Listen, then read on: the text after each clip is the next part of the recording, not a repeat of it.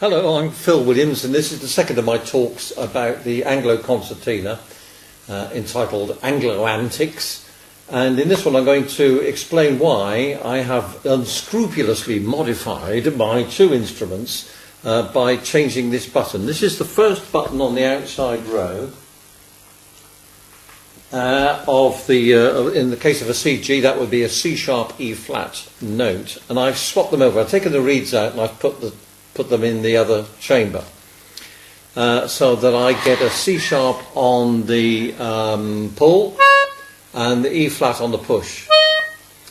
And why have I done that? Well, it suits the way I play. I don't play the Irish style where I think that C sharp would have to stay where it is. But for what I do, I think it's referred to as the harmonic style, playing chords and songs, I like to be able to do.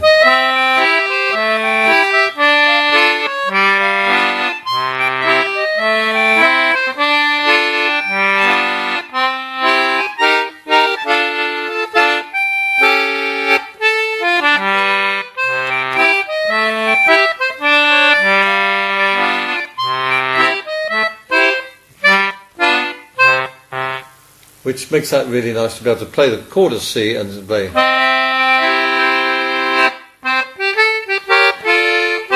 It doesn't really affect that nice little sequence you can do on the Anglo, where you just play the outside row on the pull, in the middle row on the pull,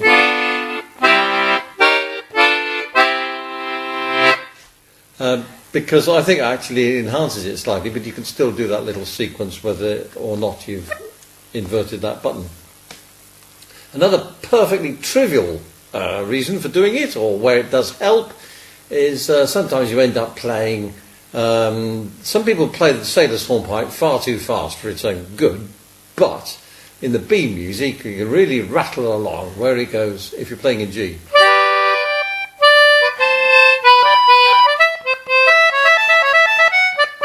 Up it there.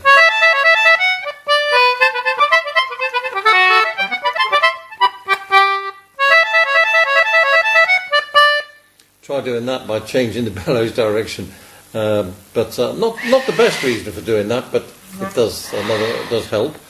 It also works nicely in the B music for A Nightingale Sang in Berkeley Square, where some of the chords just fit nicely there.